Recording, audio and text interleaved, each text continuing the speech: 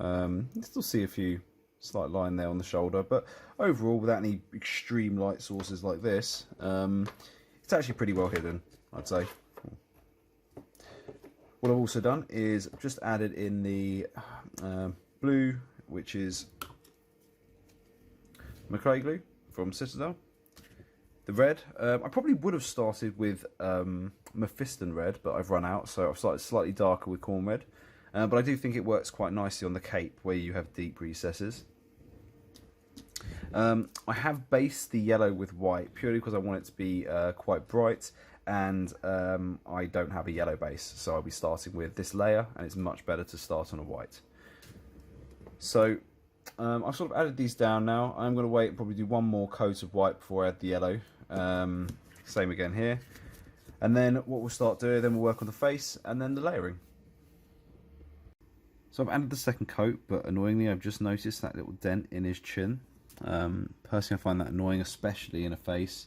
I used to have a habit of leaving the support marks under the chin, and I'll be honest, they really do bug me. So if I ever come across these, I can just touch that wood filler into the hole again, just to help smooth out that surface.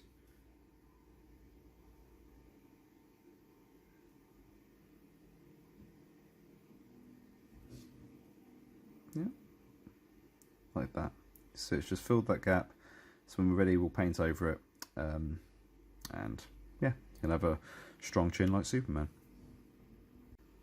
I wasn't entirely happy with that finish, so I've just gone back to the Cadian Flesh Tone. I'm putting it on the brush that I was using to dry brush. It's not necessarily a dry brush, but in this time you can see that I'm just taking off the top amount, not enough to be a dry brush, just so that as you can see, when I brush this over, I'm getting a much thicker coat of this Cadian Flesh Tone now. Still, I'm keeping some recesses, so that, you know, that Bugman's glow still has some prevalence on the face. But overall, I'm trying to now just increase the entire skin to the Cadian Flesh Tone. You can see a really heavy dry brush between the two. Okay. Yeah. And I think I much prefer that. I'm going to get a smaller brush though, just because of the way the dry brush always works around the nose. Always find you end up losing this piece here. So I just always like to fill in. Oh Christ, sorry. Just get that there. As you can see, just in these parts here, whenever I dry brush, I always feel like it misses that shape between the cheeks and under the eye. So I just try and fill that in myself. Again, just see a bit of neatening up just around where his what do you call it, a quiff, or his hair flick is. So just a few areas, just to make sure the light sources make sense, as it were. Okay. Now I'm relatively happy with that. As I said, I've created a watery Cadian Flesh Tone, and you can hardly even see it. If I put it onto the white, there you go. You can see there is paint on there, but it's basically watery. And so once again, I just want to get into these gaps. And as you can see, it's just helping to lift up the Bugman's glow and transition some of those tones. So again, you want to get it into those eyes as well, and make sure that it is very watery, because if it's too thick, all you're really doing is painting all of that space. But if it's really watery, you're essentially staining the Bugman's glow just up one shade, covering the whole model. And for me, it makes a much less stark transition. I think on the back of this neck, I might need to go over it twice. But you can already see it's a much, what would I say, natural gradient to the neck there. Of course, we're going to keep on going over this, so we've still got the dry brush of Kislev Flesh. We still want to add the washes as well. But I just like to make sure that when we build up these first few transitions, I don't know, I think it's just that it works, and the colour sources and shading makes sense. Okay, so once that's dry, we'll do the same with the Kislev Flesh. So that's dry. I'm relatively happy with that transition of colour, but as I said, I'd like to bring it up a bit more. I'm going back to that Kislev flesh, which is the highest colour in the Caucasian flesh tones, and this time, just with any brush really, small enough, I do just want a dry brush just in some of those highlighted areas.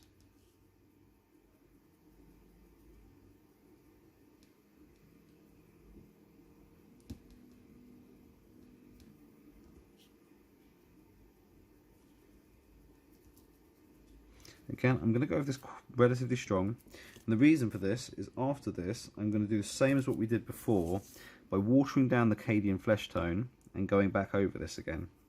And so what it will do is it will slightly bring this colour down, but really help transition all three of those colours together.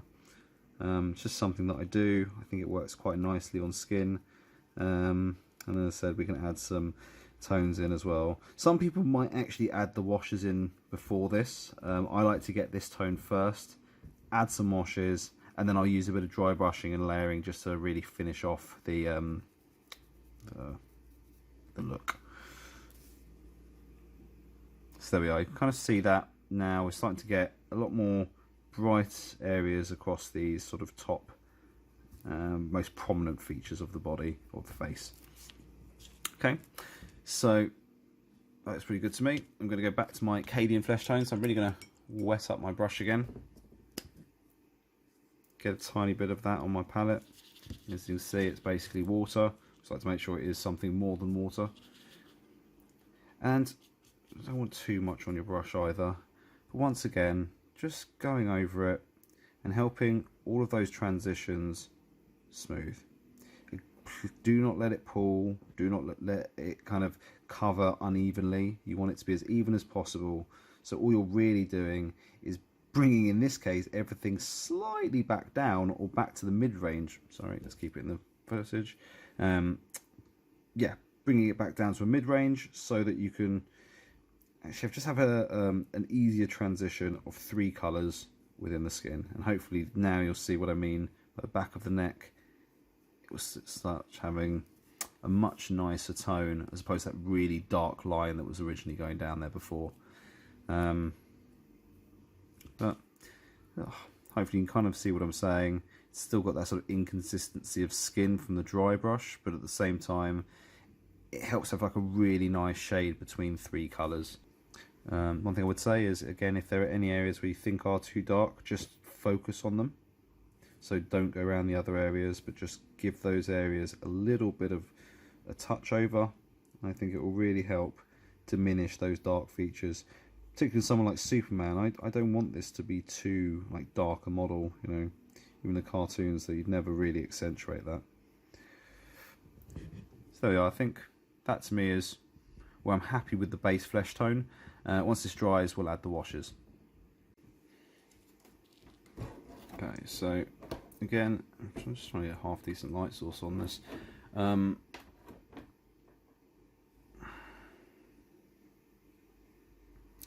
We're now at a point where we've got the skin. Well, I believe it's relatively ready. And the next thing I want to do is I'm going to add the yellow wash first. And the reason for that is sometimes I find the blue wash can just be a bit too dark and overbearing. So I put the yellow, have a view, how it looks, and then I can choose if I want to and how much of the blue I want to add later on. So for anyone that's add washes to faces, again, most of this advice is from this Sideshow tutorial. They do recommend sponging it off. So this is literally torn from a piece of sponge. It is being overly used, but please do make sure it's dry before you use it. Yellow wash on my brush base, and for this one I am going to coat the whole thing, so I do want to get into all the recesses, all the areas, just really coat the face. Bear in mind, I want to do this quickly because I'm wary that the longer this is on the skin, the longer it is essentially staining that skin with a yellow tone. Of course, it's going to fall into the recesses and create shade in those areas, more so than others, but at the same time, you don't want to overshade it. It can look pretty cool, but my recommendation is just start sponging it off. Please don't rub, but tap I'd heavily recommend that. At this point we haven't like sealed the skin, so if you try and rub it, you have a chance of just destroying all the work you've done so far. Done it many times. So just carefully all over, keep the brush moving so you're not just sponging wet onto wet, and until you're relatively happy. For anyone worrying, I know it does start to look overly tanned, but we are going to go over it, and I do find it just brings a much more realistic skin tone, and the depth for me, especially if we're going for a lighter skin colour, is better than a Untitled Fresh shade, which for me becomes a bit too dark in the recesses. So as you can see, now I've sponged it off, got like a nicer glow to the skin, and especially with the eyes, for me, around the eyes, nose, I think that's where you need that additional tone. So I'll just wait for that to dry, and then we can, I think I will add a little bit of the blue. Yes, it's probably worth mentioning, just whilst we're talking about the skin, I have been doing the same on the other points of skin as well, which are the hands. So it is worth, when you are doing any form of tone, to kind of continue the process across all of the skin. Just otherwise you can end up with a slightly different tone from the hands to the face. So they're all dry now, so we'll work onto the blue. Okay, so we're now at a point, the blue on the face is dried, but I'm not particularly happy. It's got some stark lines in there, so I'm still going to seal it, saves us doing any further layers, but I think I'm going to have to do a few extra hand-painted layers just to cover that up. Body, just wanted to get all the base paints done. I'm going to quickly add some washes, yellow, red and blue in that order, and I will let them dry in between. And I'll also add a red wash to the cape as well. Once the washes have dried, I'm going to apply just a matte acrylic varnish just to sort of seal everything in, so we can then start to add some of the additional layers. I'm also just going to quickly sand this outer edge and add one additional coat of putty spray, or spray putty. So I'm now ready to just add the matte acrylic, and I'm happy with where it is, where all the dark colours are and the shades are in the recesses. The matte acrylic will just enable us to work on top of these colours without kind of damaging or making anything worse. So I've applied the matte acrylic, but whenever it's out of a can it always seems to be glossy, but I still will bring it down with a spray proper matte acrylic at the end, just to ensure it will keep safe. On the face, I have to concede that I really think the blue ruined it, so sorry, out of camera, I did just go over it again with the Cadian Flesh Tone and a light brush of Kislev Flesh. Just so, as you can see some of the blue still slightly shows, but I just felt it was a bit too overbearing. So I still add some layers, but I kind of have to admit that I wish I hadn't have done it. So now working onto the blues, I like to start off with a reasonable size brush, something you can get some movement and coverage with essentially. And I always go up a colour because particularly for Superman I do want him to be quite vibrant. At this point I do paint quite watery. I just find adding thin layers just ensures I can keep control, create a bit more shade, but just starting off, just getting an idea. We'll start brushing over each part where you can kind of perceive a body part really.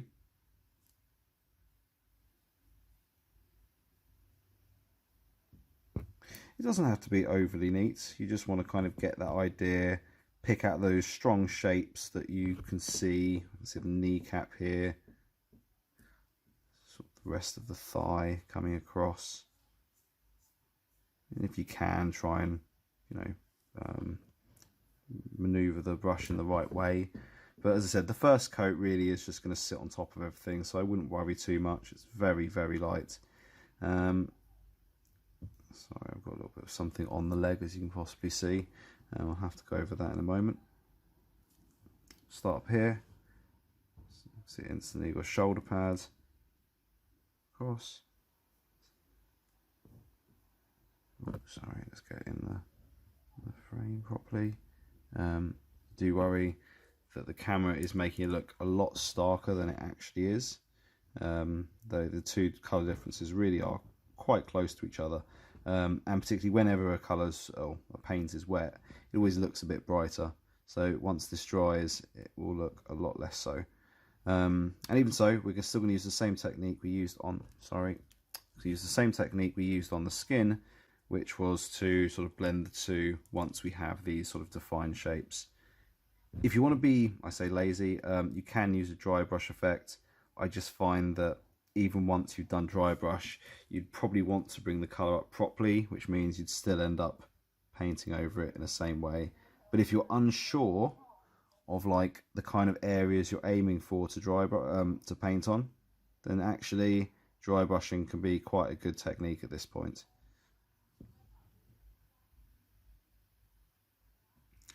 I mean, I still get unsure myself. You can see I kind of work around, I pick out the really obvious ones. And then once I'm happy with those, I then kind of pick out the bits in between, if that makes any sense.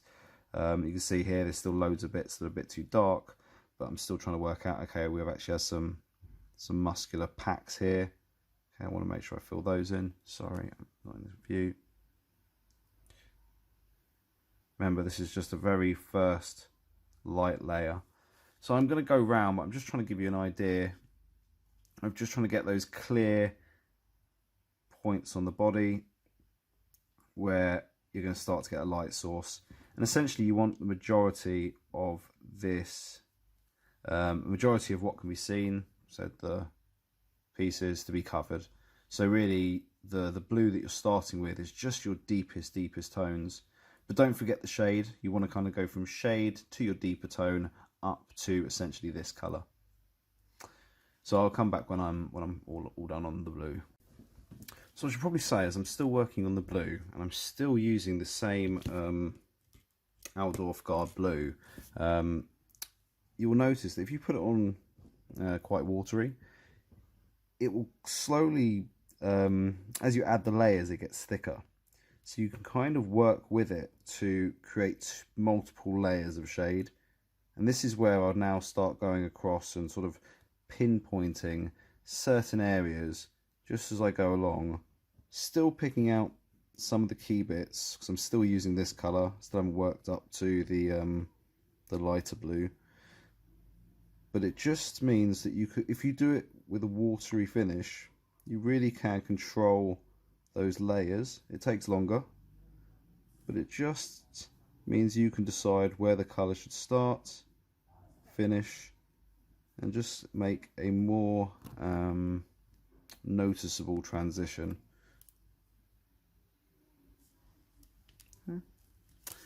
Same again here, you can see on the shoulder, just adding a little bit more just helps with the colour. So when we bring up to the lighter blue, we can help with the transition of that also.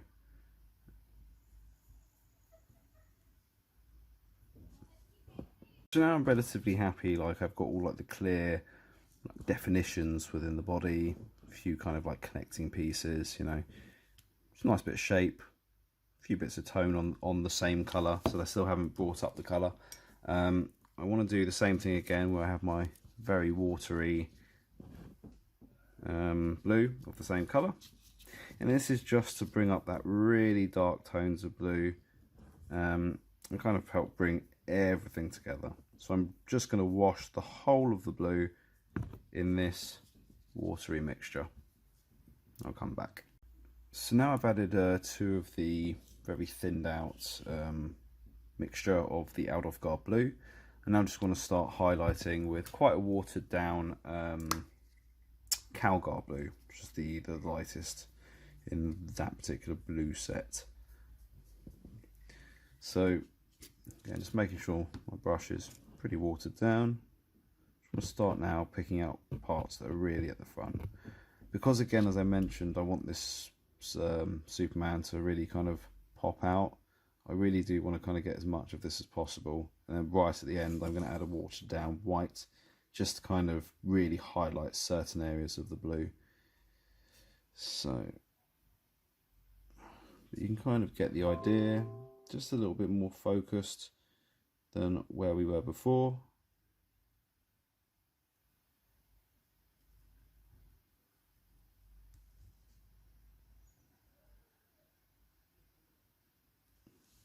a bit too watery, if I'm honest. As I said, I'd much prefer to add one watery layer that, you know, evaporates and disappears, and then add a few more, then add one that's too thick, and it just becomes a really really stark difference in the colour. As I said, as this dries, the difference between the two will lessen. But as I said, we want to kind of be aiming to really bring this up so it's a nice, vibrant Superman. So hopefully this is starting to give you an idea of how we're building this up. See, I'm just now going a little bit more central, still with the same colour. Just enables me to very lightly build this colour up, so I feel confident with how the colour's going on. Okay, so I'll come back when that's done. Right, so I've gone over it a few times now, so I'm going to do the same again, where I just water down the Calgar blue, or the lightest colour. Again, that really watery consistency, and then just bringing up all the colours again. Just find it just helps to make a lot of the colours you've just put on a little less stark. Okay, so you kind of get an idea now of what I've done with the blue. It's about 2 extra coats of the watered down Calgar blue, so the lightest blue. And hopefully you can kind of tell how that transition works, kind of pick out all those pieces, you build them up, and I just find that adding that watery tone in between, usually 2 coats, just helps to ease the transition of colours. As I said, I think I just prefer it that way.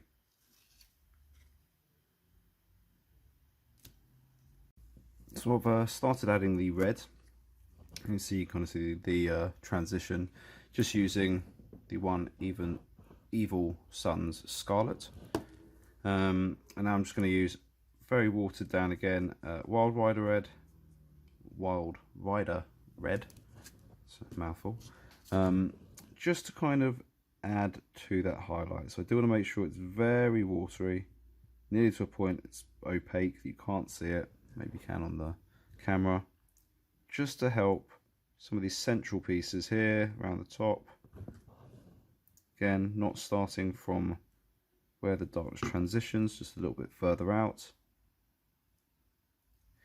Just helping sort of bring out the red.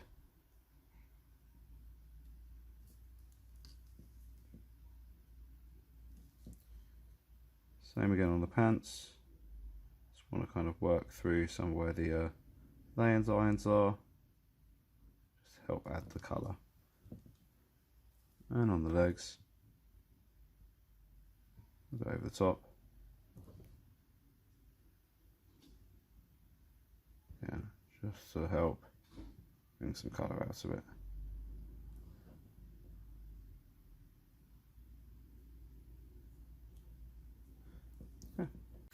Okay, so I always struggle with eyes. I think most people do, just probably never have the right brush. As you see, we're just using these 3, so I go to my smallest one. I'd heavily recommend, if you're using a model this size and you're trying to do eyes, for going for a much smaller brush. But you can see here, all we want to do is just touch the eye. So let's get it back in frame.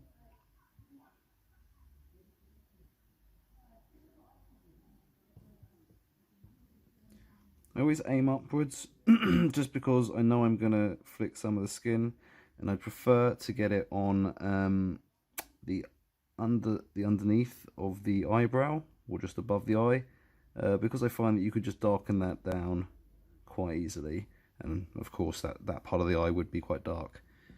So it's relatively covered. As long as all of the eye is covered, then I'm happy to move on. I then want his eyes to be blue, so I'm going to just jump straight to the mid-level blue for this, the Out-of Guard blue. I don't want to be too watery, but I also don't want it too thick either. Basically, you just want to make sure you don't get any pools. And I'd recommend taking as much off your brush as possible, so you're just kind of dabbing it on. Also, do try and get as thin a bristle as possible, which I'm sure you hear all the time. So now all you want to do is just aim for the middle of the eye. I'm trying to have the guy looking forward, or Superman looking forward, so that's exactly where I want the colour to be. Sorry, again, I'm out of sight. Here,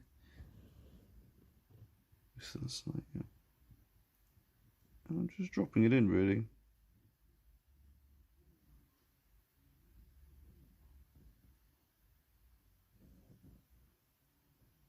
Yeah, I'm happy with that. Okay, so now I do like to, for some reason, even though I'm pretty sure once I've added black, it makes no difference at all. I do like to just dab in a second blue, just because, you know, everyone's eye isn't just one colour. So again, in exactly the same way, I just hope that it will kind of mix and create some two-tone of blue, really. Now whether or not it does. Okay, so now I want to add the lighter blue, so I'm just going to drop that on in the centre. Just hope that there's a little bit of the darker blue on the outside of it, just about. I know it looks more and more messy the more you go on. It just means you have to neaten up. Some people can paint really well. Others, I assume if the model's really big, you wouldn't have the same problem. But at this size, I find this is really my only option. So I do want to wait for this to dry before we put the black down. So I'll just give that one moment. So I couldn't seem to figure out how to record myself doing the eyes without messing up. So I've just done that off camera, and as you can see, I'll zoom in, obviously gone a bit over on each of the eyes where it shouldn't be. So I'm just going back to the mid-range Cadian flesh tone. Cadian flesh tone. As thin as possible, not thinned out paint, but just thin on the brush as possible. And essentially I just now need to go round, start to cover up some of those mistakes on the eyes. Personally, I've never been able to do eyes perfect first time, so I always have to do this neaten up, which is why I try and focus the mess at the top, as it's much easier to cover it and add in a little bit of something like Reichland Flesh Shade or Agrax Earth Shade, you know, a darker shade colour, just to simulate the shadow from the brow. It is going to need a slight line underneath. Again, get the eyes back. Sort my brush out.